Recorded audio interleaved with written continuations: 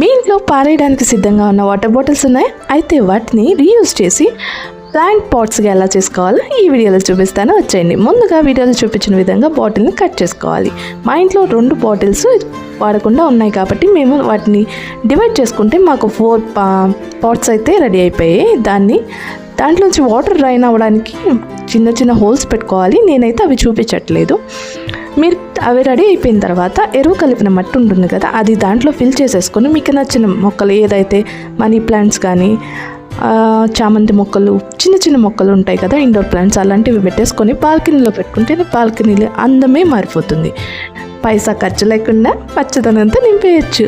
ఈ ఐడియా మీకు నచ్చితే మీరు మీ ఫ్రెండ్స్ అండ్ ఫ్యామిలీతో షేర్ చేసుకోండి. మీకు ట్రై చేస్తే మీకు ఎలా కుదిరిందో కామెంట్ చేయండి. ఇలాంటి మరిన్ని వీడియోస్ కోసం నా ఛానల్ని సబ్స్క్రైబ్ చేసుకోండి. చూసారా ఎంత అందంగా ఉన్నాయో? ఫాలో ఫర్ మోర్ ఇలాంటి క్విక్ అండ్ ఈజీ ఐడియాస్ కోసం మన ఛానల్ని ఫాలో అవ్వండి. మీ దగ్గర కొత్త ఐడియాస్ ఉంటే నాకు ట్యాగ్ చేయండి.